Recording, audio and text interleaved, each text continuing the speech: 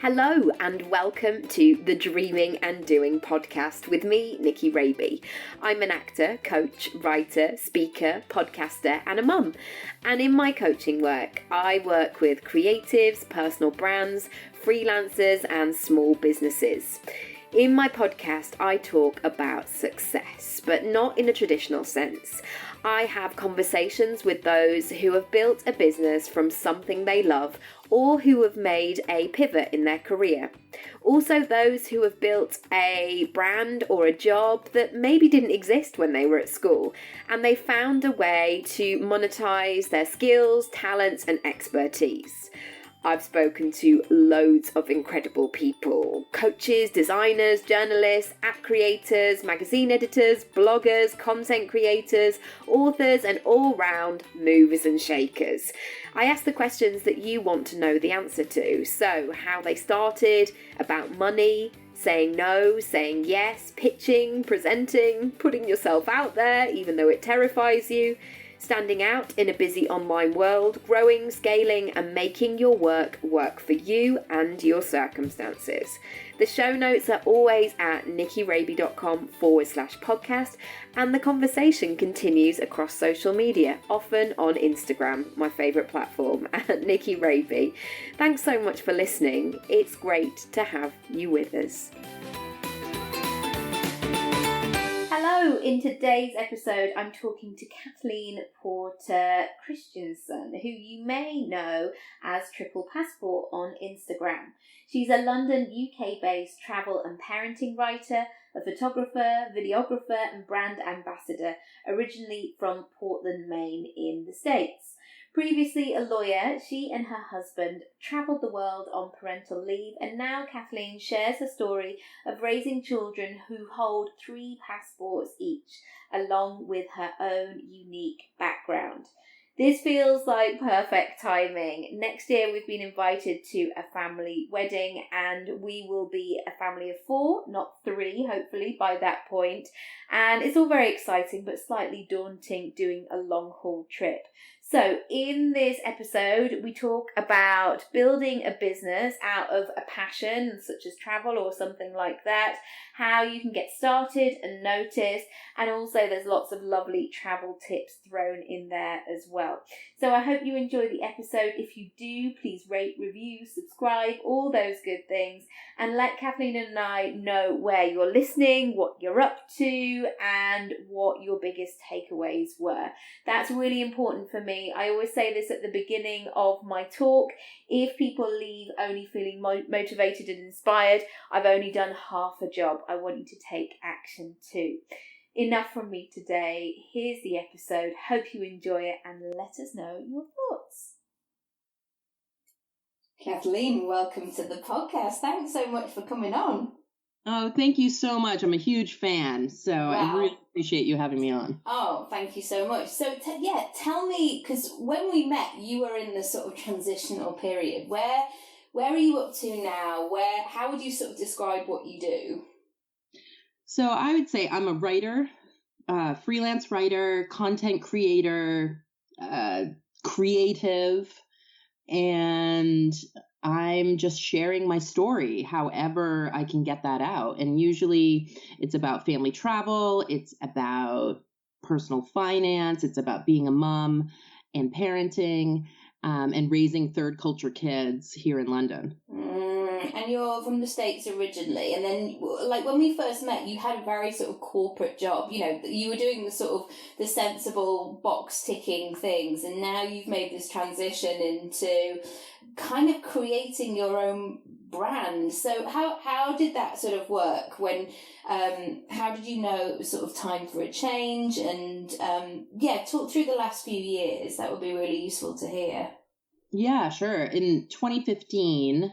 Well, starting in 2012, I got married and started talking about having children, bit older and had some fertility issues. So really 2012 to 2015 were all about getting pregnant, and did that kind of at a corporate job, but already kind of started to feel the effects of motherhood and missing, for appointments, and started to see how maybe it wasn't, if I was already having trouble before I even had children, right, to kind of fit in and to have time and get my personal life, done, then maybe things would be difficult. But when I, luckily got pregnant in 2014 and had my son in 2015, I started to see the world of women who were creating their own thing. But I felt a lot of pressure that, on this maternity leave, I should be creating my own business and I should be... Because you have so much free time when you're on maternity leave and in those early months, my God. With a year off work, what would I, I should be able to do a lot of things. And in fairness, I did, but because I did a lot of travel. But still, that was just doing parenting and mothering somewhere else. Yes. It wasn't... Yeah, it's not that thing like where your kid goes, gosh, we're on holiday, let me just give you a bit of time just to sit and read a couple of books. Like, they still need to be entertained, and if anything, they see the sun shining and they want to be out and doing all the things, whereas you'd be like, I thought we'd just have a slow breakfast. No. Yeah, never. So I think 2015, so that was my first maternity leave, started going to some networking events, found Mother's Meeting, found a few other events, started meeting more women who were doing this. But a lot of it, for me, I would just get really jealous. Oh. And yeah, it was a huge block. It still can be. But it really held me back, actually. From feeling like I'd always missed the wave. I'm always too late. It feels like sometimes it's a secret club, and on one hand you can kind of, you suddenly, once you start, and YouTube helps you out because they're like, maybe you would like more of this, that as soon as you start dipping into the entrepreneurial world, it's like a secret club, and then you suddenly have that awareness of like, but I'm not there yet, and everybody else seems to have all of this sorted, which of course they don't, but it can feel like that on the outside. Yeah, and then now I see things, I'm taking a blogging course at the moment from someone who started in 2015, and I'm like, I could have started then, so I still get that, yes. But I have to just remember I am where I am. This is a journey, and kind of I'm starting to not finally get traction, but it feels like for me that I've been starting since then, but really I wasn't always doing the work. Yes. It was so much more. I was doing the mental and emotional work, and it was raising my children. So I went back to work, which is a job in itself. Of course, it's the biggest job. So I went back to work after 7 months with my first, and really hit in. So back to my corporate job, started a new company, and then I was poached with another company. And so things were really picking up there. So I just totally left any sort of creative stuff behind. I didn't have time to be working on it. And I was also always jealous of people who could do, be like, just do the writing on the side, or just do this. And I'm just not someone, I struggle to focus on two things fully. Yes. I have to my whole energy goes into something, kind of my work and then my parenting and my relationships. And especially in those early years where the sleep patterns are just not predictable. I mean, my friend I saw the other day is a newborn, and it's like he's dipping in and out of sleep, and then he might want a little feed and then a rock, and it's just there's nothing to kind of hang your hat on. You're sort of really winging it in those early days. Yeah, and that's a really good point, that the sleep has only really since January started to sort out. Yeah, I hear you. And I still wake up we had talked morning routines, and I still wake up with a 4-year-old in my bed every day. He does not start there, but he somehow gets there. Yeah. Yes, exactly. Yeah, there isn't a lot of meditation going on or green juice in this house either. There's a lot of, right, okay, I've got to make the switch and change my headspace, and we're doing this. And yeah, you just have to kind of adapt. I mean, that's partly why I sort of wanted to create this podcast, that, lots of us are juggling, whether it's elderly parents or, younger kids, or just the kind of, you know, being in a 9 to 5 and having to make that switch or whatever it might be, you have to try and carve out time, but it can be difficult. When you were in your corporate job, did you think that you would be there for a while? Did you think you would sort of somehow make it work? Or in the back of your head, was there that sort of determination, like, I actually really need to give this a go? I hoped that I would build something up on the side, but actually I'd run all sorts of numbers that in 7 years I was going to be able to save enough that I could then switch to doing a creative career. So that was 7 years from 2018. So then things changed. So anyway, I was pregnant again in 2016. And that happened sooner. It was still with intervention, but it happened faster than I thought it would. And I was really, really lucky. And then decided because I'd taken 7 months off the first time, I decided I was going to just take the whole hog this time. Yeah. Take all the holiday pay, take the parental leave, the shared parental leave. I read every single policy. I just know so much about how you can take leave. And so I took 14 months then, and also so I could get 2 summers. Yes. Yes. So we're talking about how much I love summer, and where I'm from, which is Portland, Maine, in the States, is just a huge summer community, and it meant I got to be home for 2 summers. Even though London really is home, I've been here 13 years, but when it comes to summer, it's still Maine is home for summer. Yeah. And we were saying that thing of like going back to the homeland when you have your kid, you want to have that Lion King moment of like, oh, this is so great. And that kind of, calling back to home. So when you had your second, where were you up to in terms of your business journey? Yeah, that's a good point. So mostly I was doing Instagram, but really, I mean, it was taking a lot of time, but it was half-hearted at the same time, because I would go to things and people would say, oh, just be organic, just let it happen. It will just take off. And I think that did happen for a lot of people. That did not happen for me. Mine had to be very deliberate.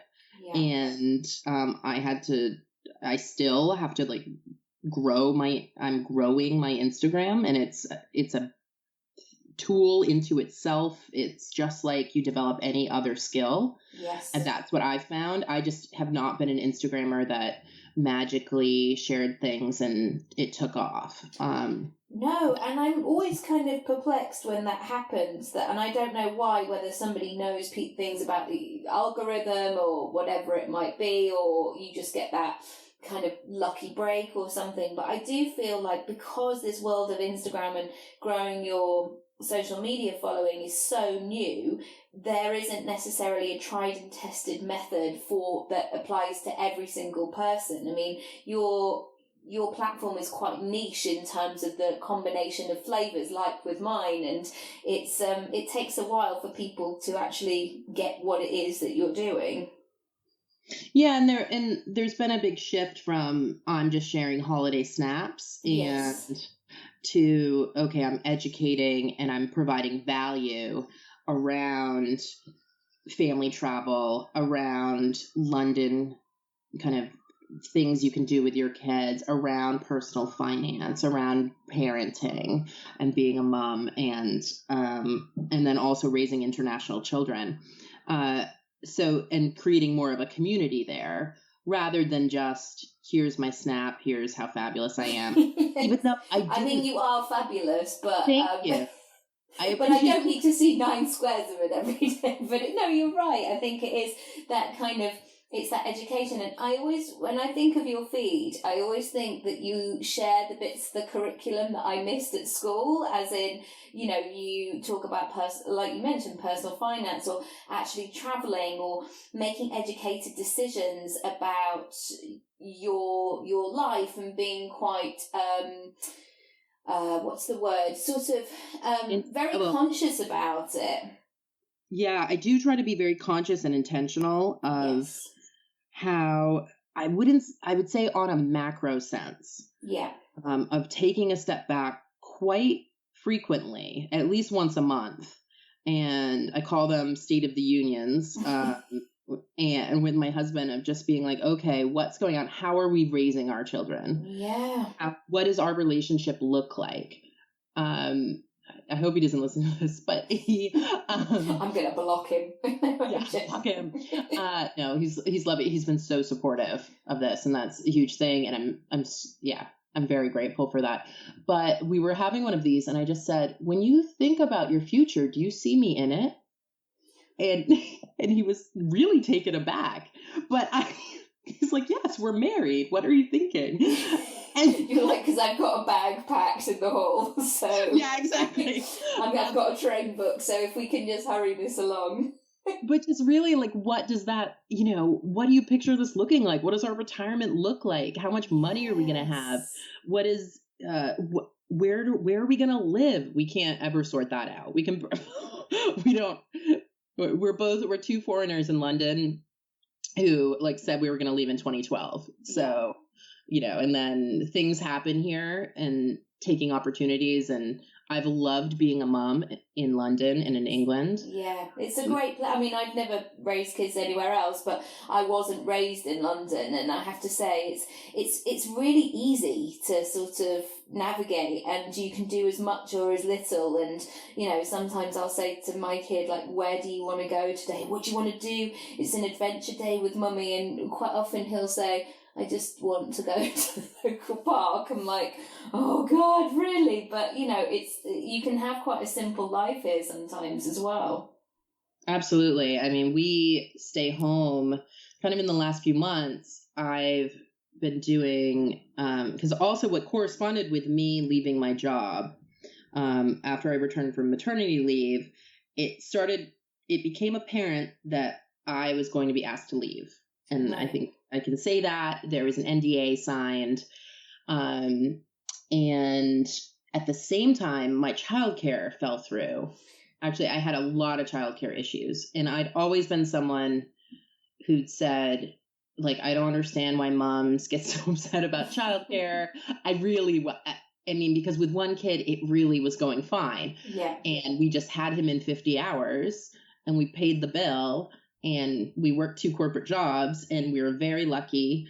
And my oldest doesn't get sick much, and it was all fine. I would cry all the time that I didn't get to see him, but these were the choices we were making. And I was comfortable with that mostly. But then when he started going 9 to 3 to the state school nursery of the state school he would then go to, we then needed to fill these hours, and it just all fell apart. It fell apart 4 times. So it was just this autumn. And at the same time, I found out I was losing my job. So it kind of became, all right, it's all becoming clear. I'm supposed to fill in those hours. Yeah. And I was also kind of, some opportunities were coming through, particularly with this company called The Points Guy. And I was just like, I just have to go for it. I mean, when things just, it clears and you see, okay, this is my... It's almost like all of the bits of paper kind of fall on the floor, and you kind of then sort of, you see it for what it is, and you're like, okay, so I can't just keep looking at everything being all over the floor. I'm going to have to start picking them up one at a time and looking, and then sort of trying to make some sort of sense or organisation of it. And but how did that, because I guess as well, because you've got that intentional way of your life in terms of, you did actually sat down and did that maths of, I could do this in 7 years in terms of saving. And this is not to kind of call anybody out or be judgmental or anything like that, but my prediction would be the majority of people would not do that. They would really fall into the camp of, I'm going to go in and tell them I am leaving and I'm starting this. And I think we just watched too many films, where people had that sass of just, doing that and not really having a backup plan. How did you reconcile that way of being brave enough to sort of go for it, even though you had those inherent things in yourself that you like to plan and know what the plan is? So what made it really helpful is that the NDA did come with a little bit of money. So I felt like and so for anyone who doesn't know, an NDA is a non-disclosure agreement. It's basically a gag order. It means I can't talk about how I left my job. But I can talk about the existence of the NDA. Yeah. So I can say there's an NDA, and I can say that there was a little bit of money, but I can't give any more details. But you can kind of read into that. And it happens to a lot of women who return from maternity leave. And I'm happy to speak to any women about that. And you can also, I'm sure that a lot of your listeners know about Pregnant Then Screwed. Yes. But Jolie's been super helpful for me, to me, and was a great support during that time. So because of that, I was able to then readjust the plan and be like, okay, I have a year to monetize, and I'm just going to go for it. Because I did go initially, as soon as I found out things were shifting at my job, I went on an interview and was like, okay, I'll, before I even leave this job, I'll have a new job. This is what I've always done. Yes. I'll replace the thing that is making me unhappy with the same thing. The amount of times when people I know in my 20s of having relationships, like something would finish, I'll just meet the same asshole again. That would be great. But I will also say about the corporate world, and as you move a little bit higher, it is very easy. Yes. It is a very easy life. It's mostly men, and they are not, some are very, very clever. A lot of them are not. They're just still there because we all left. All the women are gone, and it's just these men that are bumbling around these offices and earning these amazing paychecks doing very little. And so I loved it because I could just I only had to operate at 50% probably brain power and do well. And really you could operate on so much less, so with reduced hours but then the whole FaceTime culture became so difficult for me that why do I sit at this desk from 9 to 6 and not see my children when I could accomplish this amount of work in 4 hours? Yes. Without a bra at home, in the privacy of my own home. Yeah, so I work much harder now. And that's why I wasn't making the shift for a while, is because it is after, and I think it's hard at first to get into that world, but then once you're there, and you have the right degrees and you have, the resume and the CV and you're there and you have the contacts, it is quite easy to sit at a desk, to sit in meetings, to collect the paycheck and to enjoy what you're doing. But I liked that I didn't have to put my whole heart, my whole being into it. Yes. And I was a bit emotionally detached, and I didn't kind of really engage with colleagues. I didn't, I had my home life, I really at work was very social, but definitely didn't go out for forced fun, as I would call it. We're all having such a great time. We're building, oh God, nightmare. Yeah. Although we did this Crystal Maze thing and it was incredible. And everybody showed their true colours. I thought that was really fun, actually. I think that's a good corporate team building. But I do think about all the rooms I was in where I was the only woman. Wow. And I think about how there's no woman there anymore. I remember being out at this dinner where we were entertaining clients, and I was the only woman in the restaurant. Wow. And so it gives me a slight glimpse into what women of color and so many different groups feel. Because still I was a white privileged woman in this setting. And what being in this creative world and meeting people who are doing different things, what it's taught me is now my role. I'm now in kind of different rooms. Sometimes I'm still the only woman, but it's now my job to pull another woman in, to pull a person of color in, to just open and pull another mom in, a less abled body person.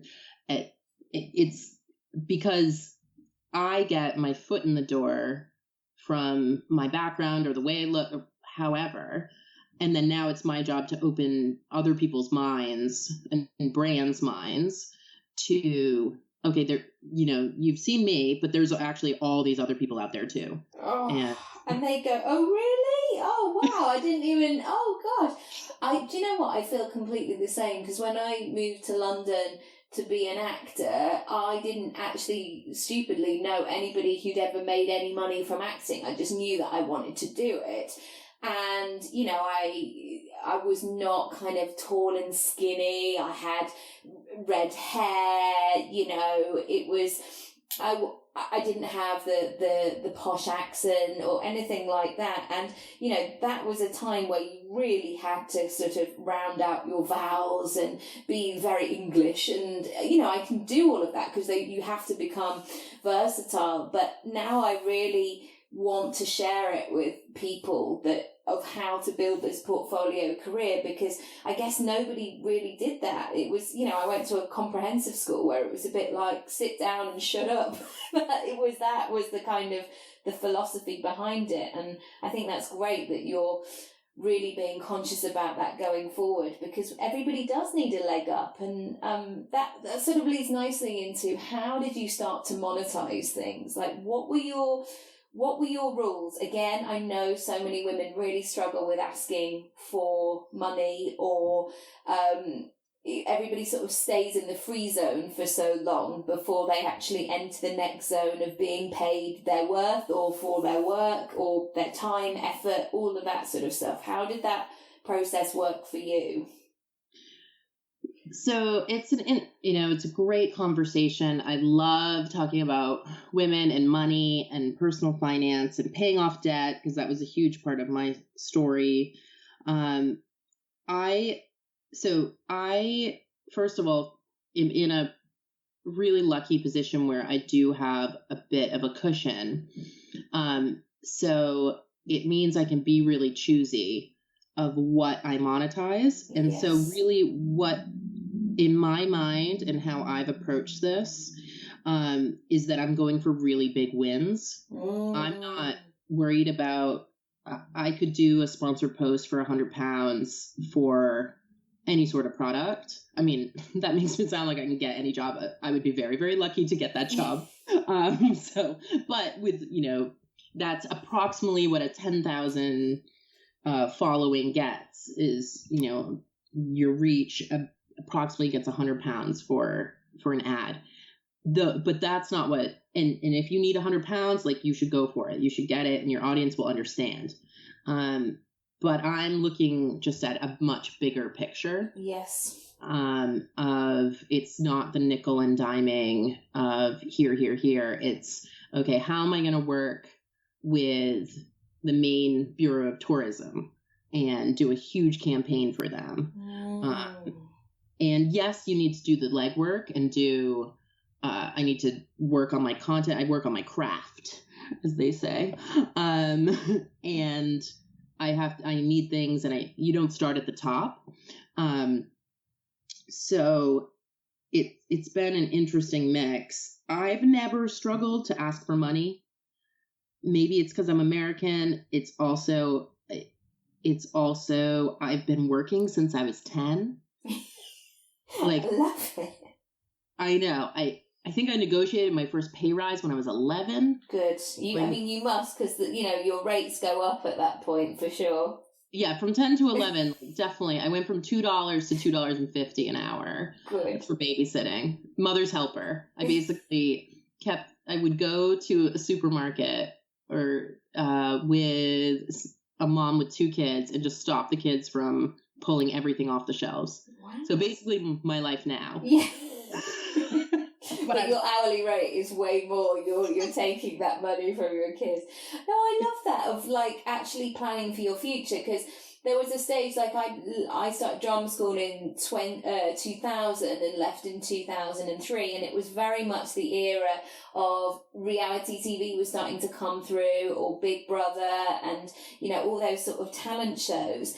And I just thought, actually, yes, of course, I could open up some opportunities if I got in a jacuzzi half-baked with some other dude, but that's not my brand. No, but it's like, it's not my purpose for being. Like, I always knew that there was a bigger picture that I wanted to have. So sometimes you have to be really strategic in that way and say, do you know what, I'm not available for that right now, or I'm not going to spread myself too thinly, and really focus on the end goal.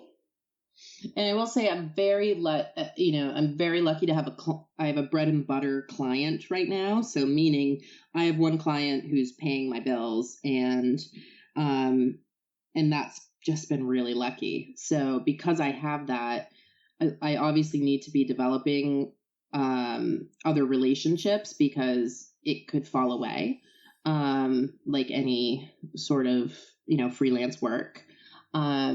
But it's given me also, I monetized faster than I thought I would, which has been really helpful, especially as I meet, particularly other moms in this creative space that say, they didn't monetize for years. And it's, it's just been a really interesting journey into how creatives are making it work, and kind of what people are paid for and what they're not paid for, whether people are paid to be on a panel, but you're not paid to be on a podcast, and you're paid to be on, and it's the things, and that's what I've been learning. And I'll just ask questions, and I step on toes sometimes, because I'll ask someone to do something for free that it turns out that's in the paid category. And then, I've just come a bit late in some ways, and everyone's now overexposure. It's exposure doesn't pay the bills. And I'm like, oh, can a favor? Favor? I've got loads of cake. What do you think? Yeah, it's that thing. Well, I mean, I guess, so if that's sort of easy, what would you say for people who go, they've maybe got a platform, or they've got a following, or they've got a point of view or a conversation? How would they go about starting to monetize that, and what things would be useful to have in place? That's really good. So I will say so number one for me is developing relationships, and taking chances. And then when those chances present themselves, you have to show up. Yes. So what would that look like? Would this, you be exploring, I don't know. I guess what I mean is that sometimes people just go, just do more marketing. And then people sit at their desk and they go, marketing, what does that mean? But has this been relationships that you've met through Instagram, or sort of what's been a really good use of your time? Yeah. So I found Instagram is an amazing way to reach people. Yeah. To reach people that you would never have access to previously. I mean, I've been able to chat with famous, crazy famous people. You just catch someone at the right moment when they're on their phone, and your message pops up and they answer you. And it's before there would have been 8 layers between me and answers on a postcard, like, can I write into this TV show that they might be on? I mean, welcome to the 80s and 90s. Exactly. Get a signed photo back, like a hand signed photo. Yeah, totally. That I used to love doing that. But yeah, so one thing for me is I am super interested in air miles and points, and I used to earn a lot of them being a corporate traveler for my job. And then also I just kind of like that world of, here's this alternative currency that I can earn. And, I love travel, obviously. So I had been reading this website, The Points Guy, for a while, and I reached out through Instagram to the founder and the CEO, because I saw on stories that he was in London, and I sent him a DM. And he replied right away. And I said, because I noticed they didn't have a lot of family content on their website. So I wrote and said, hey, like, I want to do family content for your website. And so at the time I was not qualified to send this DM necessarily. I think some of my best work has come from not being qualified at the time and being in that, like, yeah, let's just do it. Yeah, that would be great. Because actually that energy is quite infectious. People go, oh, she sounds fun. Let's go for it. Exactly. And I think that does carry you a long way. So the founder is named Brian Kelly. He responded right away and said, oh, we're having a meetup at 5:00. Yes. At this hotel. Wow. And in Soho. And I was like, okay. And I think it was 3:00 at the time. And I was like, all right, like, let's go. And I packed my whole family up, like 2 kids and my husband, and was like, we have to go to this. I know it. Like, I know this is going to be important for me. I don't know why, like, but this is a good opportunity. And really what that turned into was the launch of them creating a UK website. Wow. And within 7 months, I was then there launching the family content for their website in the UK. It is such a sign of start before you're ready, because you could have been frozen in fear of, like, but I can't make it work, or, you know, there's always a kid that will suddenly go, oh, Mum, you know you were going to do this really important thing, by the way, I've got chicken pox. And you're like, you just have to go and make it work sometimes, and be there and show up and do what you need to do. But I will also say I've showed up to a lot of events where that does not happen. Right, yeah. And I still go. I mean, there's certain, I mean, I can think about a lot of things I'm trying to push myself into right now, and that they're just not letting me in. And that's okay. That was kind of the opportunity that launched me being able to do this and to see, okay, I have this one client that I can work with. And I was just going to do that on the side, but it happened that things changed for me at my corporate job. So when I went to that meeting, it was actually exactly a year ago yesterday. Wow. That meetup. So it really just changed the path. But I still went back to work, and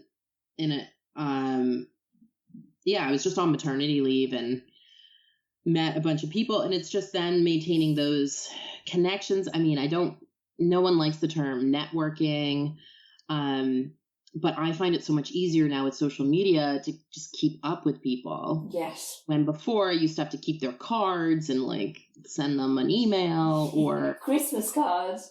Yes, Christmas cards. Yeah. And I do think this is, you've just got to kind of get yourself out there, and in-person meetings for me has always been the best, because I'm still working on my social media and my writing, really displaying who I am and being totally authentic. Yeah. And it's not that I'm trying to make it inauthentic. Obviously, no one's trying to do that, but nothing beats a face-to-face meeting and someone feeling your energy and feeling your excitement about a particular subject or your business. I always thought I needed a product, and I don't have a product. I mean, my product is my knowledge, I guess, and making connections between people and just sharing my story. Definitely. And I think just doing that in a non-apologetic, but not a kind of, I guess one thing that I hear is sometimes at these networking events, I hear people half playing at what it is that they're trying to do or they're achieving, and they dumb it down because, again, they're waiting maybe for this magical day where everything's going to feel perfect and sorted and aligned and all those magical things. And so sometimes there's a sense of, I'm kind of doing this, or I've just started it, or I'm not really sure what it is. And I think sometimes kind of faking it until you make it sort of stands in your stead, because people need you at different stages. You know, sometimes they can't reach the people who, you know, go, well, actually I charge £1 million per Instagram post, and they go, well, thank you so much, you know, it's not going to be a fit for us right now. But the landscape is quite wide in terms of the different audience sizes and what you have to offer and your USP. So I guess I would really encourage people just to own that as well and practice in front of the mirror, even if it seems a bit weird. Do it when you're home alone, obviously, but yeah, because you never know when that opportunity is going to come. Yeah, and you know, and how I know you really is from going to events. Yeah. I think of you as someone, maybe not this, you know, at this exact stage of your pregnancy, but that is at, you know, I can show up in any part of London to a mom. There she is. Yeah, and I'm the same. I will show up to just about anything that I'm invited to. And I'm still begging for invites, because when people say like they're invited to all these things, anyone out there, I will come to your event. So just totally. And that's why I'm a terrible like blogger, influencer. Not that those are either of my job titles by any means, but I really I don't go to necessarily be seen. I go for the chat and the connection with people. So I guess long term that really works for me because I build genuine relationships. But in terms of my Instagram, it may not look that exciting, but then later on you're like, oh, you were there. Okay, great. But yeah, so I guess going forward, what's your plan, or what would you like to do more of? So what would I like to do more of? I really am enjoying video and I would like to be in more. And so I really want kind of my kids and I telling our story through video is the next kind of phase for me. And so that's both learning the craft of it, and also working with other videographers. Some of it I can shoot the GoPro footage, and then I'm now learning to edit, but also having, you know, I can freelance out. It's learning what I can send out to other people to do and what I need to do myself, or what I enjoy doing. That's the other thing. Yes. I'm kind of getting more help. I'm having a call right after this to discuss getting help, because as you'll have seen, even just setting this up with me, I'm just disorganized. I will have I will have my 7-year, 10-year, 20-year plan, but I don't know. Don't ask me what I'm doing this afternoon. Yeah, I don't know what time I'm supposed to pick my kids up. Like, I forget. Yes. And so it's really getting into the minutia and keeping it, you know, I'll forget to invoice. I'll talk about, you know, money, but then I'll forget, I'll invoice 3 months late, and then I see everyone else is saying, oh, my clients don't pay me. I'm like, oh, I'm behind on even asking for the money. So then it sets you back even further because, anyway, so I think it's kind of really at a pivoting point of what do I enjoy most? What makes me the most money? And where is my time best spent? Yes. Including, you know, time with my lovely 2 boys, who are 4 and almost 2, and being able to cut off. I actually think what's interesting about Instagram and social media is that I think I spent more time on it before I made it. It's just more intentional now. I don't do it in front of the kids. I mean, sometimes, of course, I do stories. But I still just shoot the video and then I put it up later, because now being on the phone, being on the computer, because it's my job, I really separate that from when I'm with them as much as I can.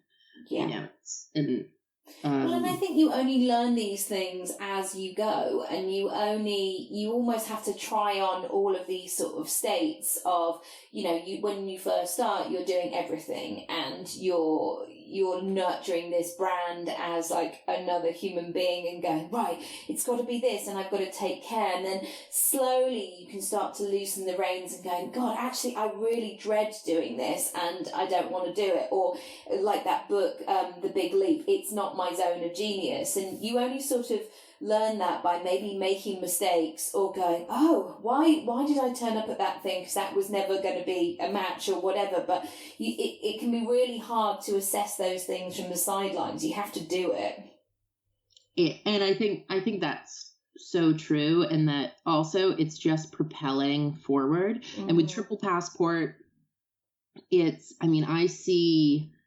trips in the future.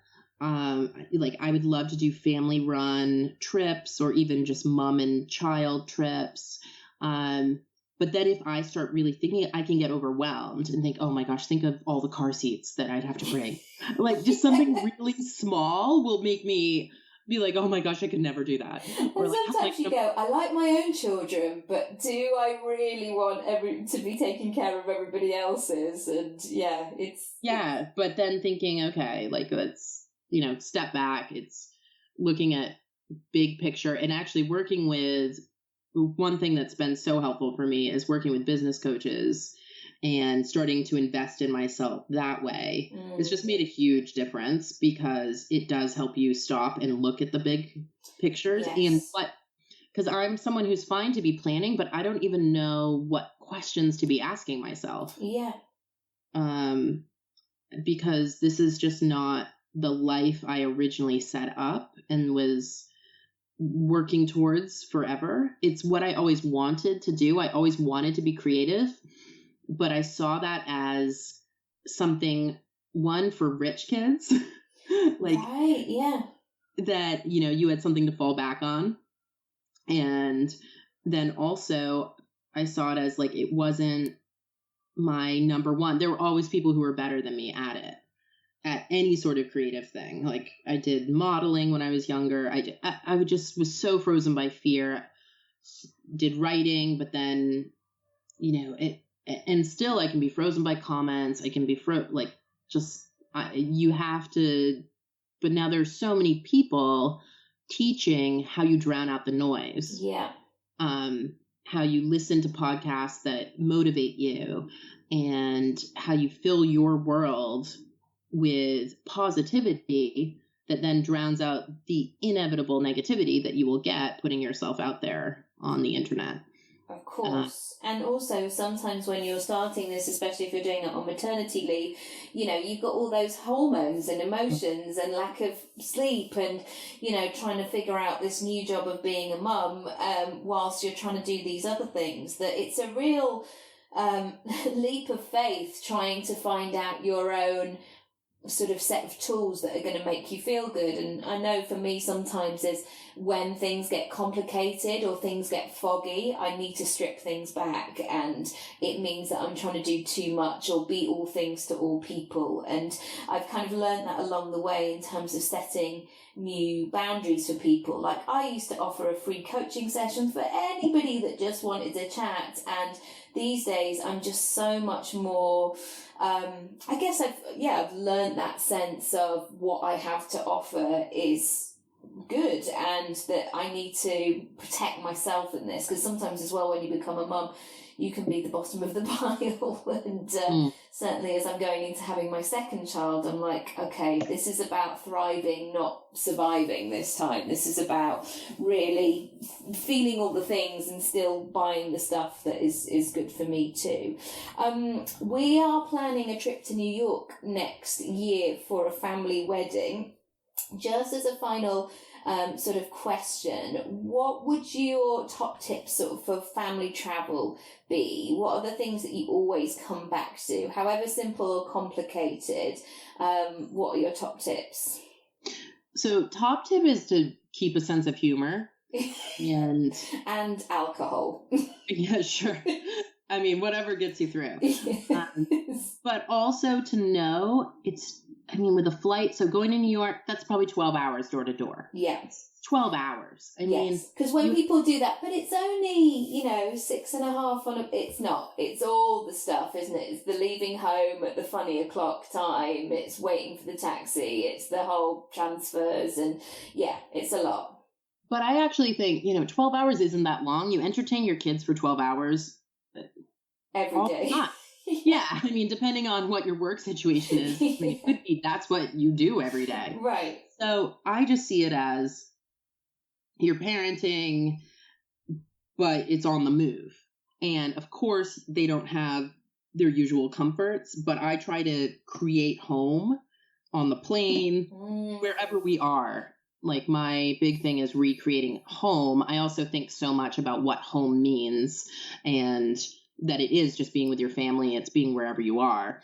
So, but if that for my son, and then it depends on their exact age and what they're into at that time. Yes. So I'll have a 4-year-old, 4.5-year-old, and a nearly 9-month-old. So, yeah.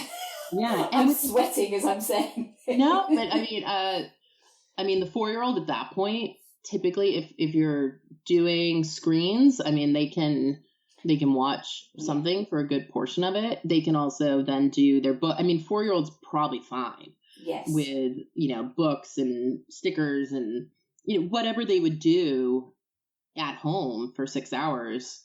And it's also, you've got the excitement as well of like, whoa, this is a plane, or we're doing this, or that you're sort of, there's so many things to kind of absorb and look at and all the rest of it. And, I'd like to think that they might sleep a little bit, but who knows if they would. I've seen so many ones with your eldest where you're like, no, he's still awake. Oh my gosh, I know. But he can become just so overstimulated. And it's amazing to me how long he can go without sleeping. Yeah. But my 2-year-old, he's very regular with his sleep. So if it was his nap time on a plane, he would nap. Good. And the other one will just, bust through. Yes. But yeah, it just depends where they're at. So, with a 9-month-old, they could be mobile. They could like my first, or they could not be like my second. So that was, so maybe you're walking up and down the plane with them, or you're exploring the back and kind of looking out the windows. And with my first, we did a lot of kind of latching and unlatching of the kind of drink carts in the back. Yes. It's just, you kind of need them all. Like, it depends on the flight attendants and the crew. And, if you kind of really are like, I swear I will watch him, like, he won't get hurt. Yeah, he won't open that. He won't be down that slide on the emergency exit. Yeah, exactly. But there's a lot to see in the galley, actually. I mean, you start to see all these parts of the plane that you never even, yes. Because you're... like going, oh, actually, how would I join the Mile High Club? Yeah. Well, once you're changing to, a diaper and in there, it seems even harder. That will close off options where you're like, do you know what? I can wait till the hotel. It's going to be fine. and I think it's so easy to get blocked by, oh my gosh, that will be so hard. And then really it's just living. Yes. Yes, and I think it's that thing of, I feel because this one will be about 9 months where you you're out of that sort of phase of, you're starting to kind of enjoy life again and get back into finding a bit of a routine, or, I feel like I'll be more sort of confident with my second, hopefully. But yeah, just sort of figuring out. Yeah, that's brilliant. Well, thank you so much. If people want to find out more, where should they go? What should they do? And who do you want to connect with? Who would be useful people for you to meet? Oh, well, I like meeting all sorts of people. So yeah, my Instagram is Triple Passport. It's because I don't even know if I said this, but my sons hold 3 passports. They're British, American, and Norwegian. So that's where the Triple Passport comes from. They have all 3 nationalities. So we kind of cover how we keep them connected to all 3 cultures, but then also travel to, other parts of the world, and life in London. My website is triplepassport.com. And then I also have a weekly column with the Points Guy UK. So that's thepointsguy.co.uk. And I do a weekly Family Friday column. So on Fridays, I write something about British-focused family travel. Amazing. Well, I absolutely love your stories, and certainly during this pregnancy when I've been like, I feel so heavy to even go anywhere. Like, it's been so nice just to see the options. And also there is something really beautiful about just seeing bits of the world through kids' eyes as well. And, you know, as adults, you start to really enjoy that again, and things that you might have taken for granted because you're always on that, like, right, I've got to check in, I've got to do this, that it can be really exciting. And I think what you're building is fantastic. So thank you so much for sharing everything today. I know it'll be super useful. Oh, thank you so much for having me. You're welcome. See you soon. Bye. Thank you so much for listening. I hope you enjoyed it, and I would love to hear what you thought of the episode and share any takeaways with me. Come and find me across social media at Nikki Raby, or you can visit the podcast page, nikkiraby.com/podcast.